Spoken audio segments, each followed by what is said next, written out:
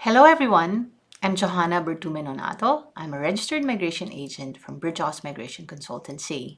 Today we'll be discussing the pharmacist's visa pathways to Australia. So our agenda for today are occupation overview, tasks, related occupation specializations for pharmacists, weekly salary, occupation list, skills assessment or registration, study options, and visa options.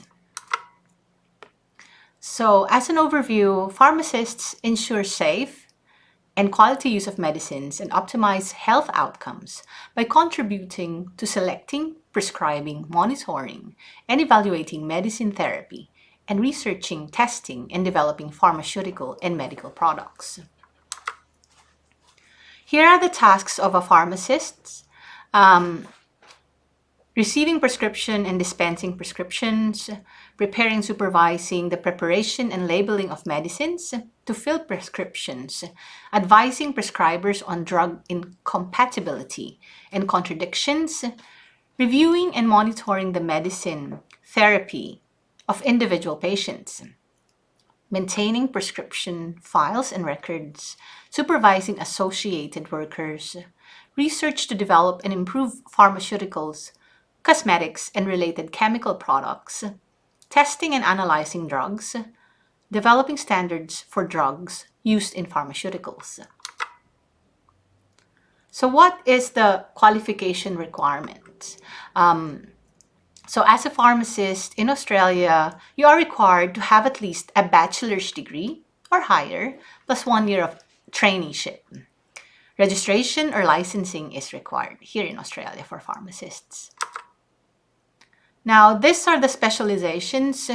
There are different kinds of pharmacists here in Australia. The first one is the hospital pharmacist, prepares and dispenses pharmaceuticals, drugs, and medicines in a hospital pharmacy.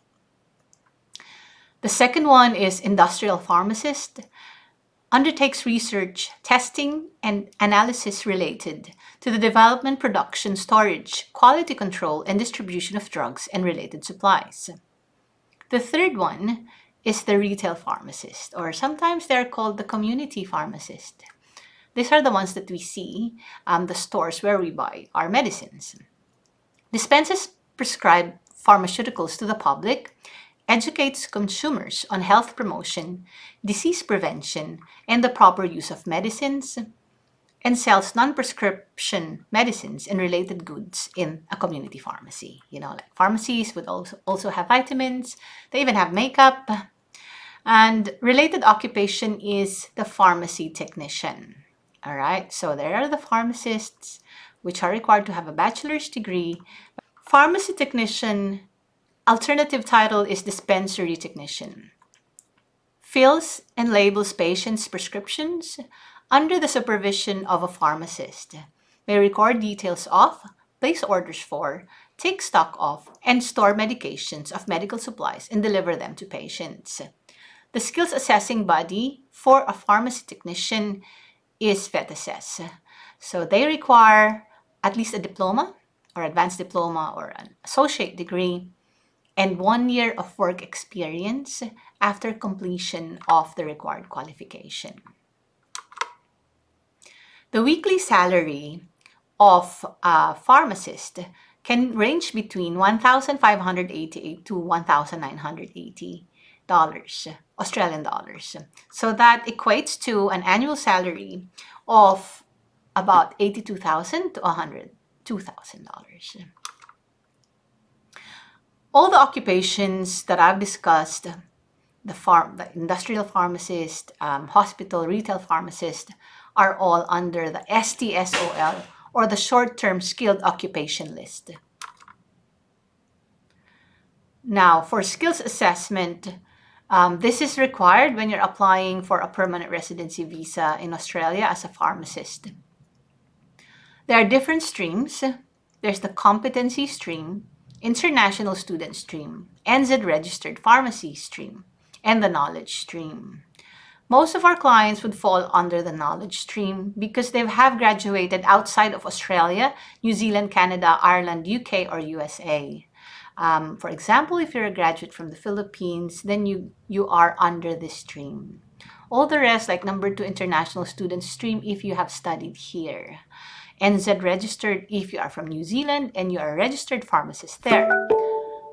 Competency stream is for pharmacists who are registered in Canada, Ireland, UK, or the USA. So since most of our clients are under the knowledge stream, that's what I will be discussing. There are many steps for a pharmacist to get a skills assessment. I feel like it's a bit unfair because there's so much to do. Unlike with other occupations, it's easier. All right, let's start with this. Step 1 is the eligibility check. So assessing if your qualification meets the minimum requirement. You should have at least 4 years of full-time studies if completed after 2006. 3 years if before, and be registered or eligible for registration in the country of your studies. For example, you finished a bachelor's degree in pharmacy in the Philippines, and that's a 4-year degree, then you're eligible for it. The fee for this is 1,310. So just a disclaimer, this is the fee now. Today is the 13th of January, 2023. So it can change at the time that you look at this video. The processing time is 8 weeks, and there's no minimum work experience requirement. So this is good because in some occupations, they do require that for the skills assessment. Step 2, taking the CAPS exam. It's a competency-based assessment, 2 papers with 100 questions each, 2 hours per paper. The CAPS assessment fee is 2,230. And I've put in there the link where you can find the exam dates and centers. Step 3, apply for a provisional registration at the Pharmacy Board of Australia. So once you have this, you can be eligible to apply for the permanent residency visa. Now, the other steps 4 to 8, is for you to get a general registration. Because as what you've seen, step 3 is about getting just a provisional registration. With a provisional registration, you can work in Australia, but you should be under the supervision of a pharmacist, fully licensed pharmacist. So step 4, commence an internship. You have to have at least 1,824 hours. That's the usual number of hours. It was reduced to 1,575 hours during the pandemic, and they haven't stopped it since today. Step 5, enroll in an intern training program. So you might be confused, what's that versus the full? Step 4 is working in a pharmacy. That's where you do the practical work. The intern training program is a separate training. There are accredited training program providers, and that's why I've put a link there, and you can find out who they are and how much they charge. Step 6, take the intern written exam from the Australian Pharmacy Council. So Australian Pharmacy Council, that's where you get your skills assessment. That's what you will be doing from step 1 and 2, and this step as well, step 6. Step 7 is oral exam. You have to take that as well from the Pharmacy Board of Australia. Pharmacy Board of Australia, they are the ones who are responsible for providing the license for the pharmacists. It's like the PRC in the Philippines. In step 8, once you've done that, you will then be eligible to apply for a general registration at the Pharmacy Board of Australia and work unsupervised. So you have a license and you don't need to be supervised when you have that. So you see, it's a lot of things to do, right? But I believe a lot of people have done this. Things can go wrong. Like what if you don't pass the CAPS? Maybe you can retake it. Step 4, commencing internship. That's the problem sometimes. that you couldn't find an internship post. That's why you cannot move forward to getting a general registration or full registration as a pharmacist in Australia. So Pharmacy Board in Australia, you can apply for a provisional registration, just like what I have just discussed, and general registration. The fees are there. I've put in the link, so feel free to go there so you can get the exact amount at that point in time. Good evening, everyone. So I'll be discussing both the study pathways and what are the actual visa options for the pharmacists. So if you want to come here and study pharmacy in Australia, you can either do a bachelor, which is 4 years, or if you already have a qualification, a bachelor qualification back in your home country, you can take a master of pharmacy, which is 2 years. Your visa options.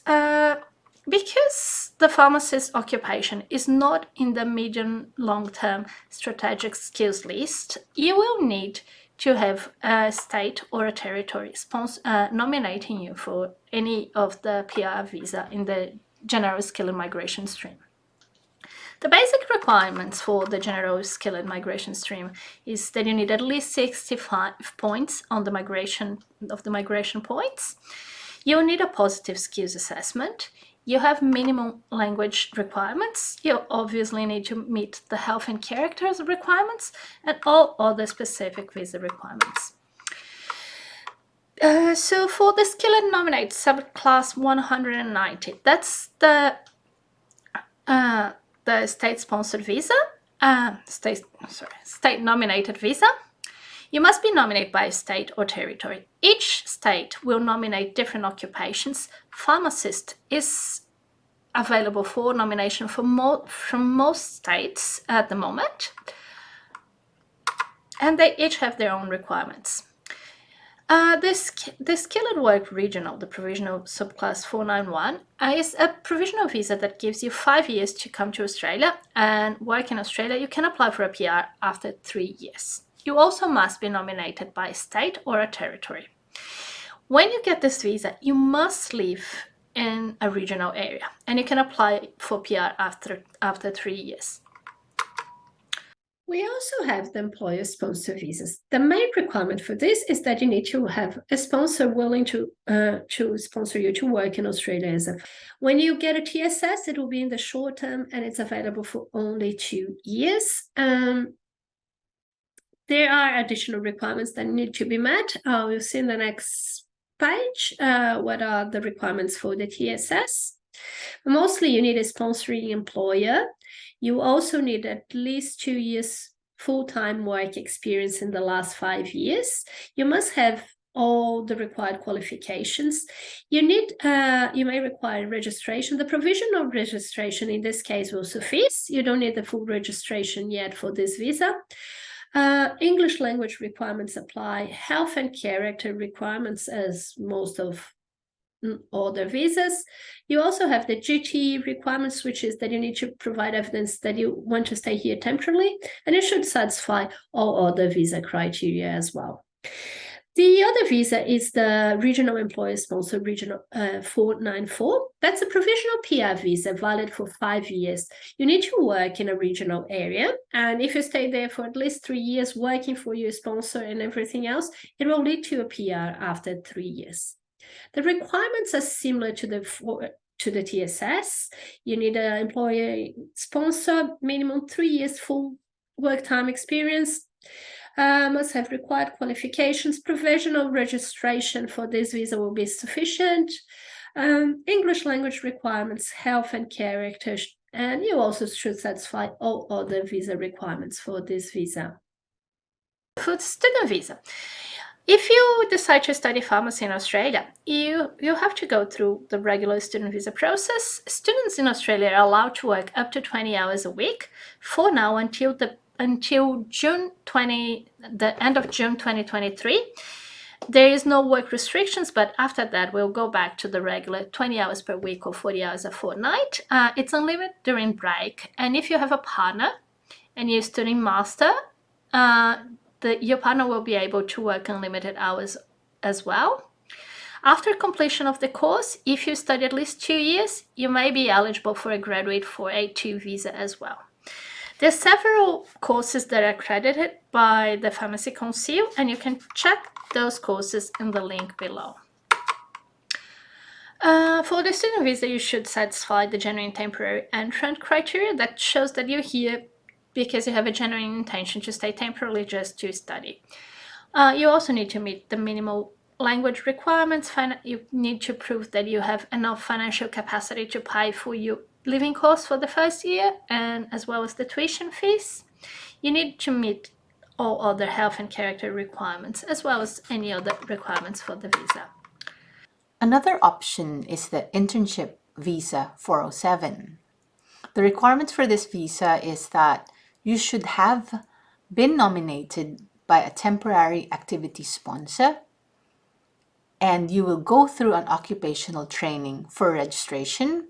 This really fits well with your nominated occupation because, as discussed a while ago, pharmacists would have to get registration, and also you are also required to go through an internship, which was 1,824 hours, but during the pandemic they changed it to 1,575 hours. In this visa, you are required to have an English language test result, which is just functional English. Financial capacity is being able to provide evidence that you will be able to survive here in Australia financially. This can be the employment contract that you'll be getting a salary while you're doing an internship here in Australia. Health and other character requirements, and all other visa requirements. We intend to launch this internship visa opportunity. Stay tuned for a new video or an announcement from our company where we will put together all the different steps for your registration, and then we invite employers to be able to hire you as an intern so that you'll be able to get the internship that is required for your general registration.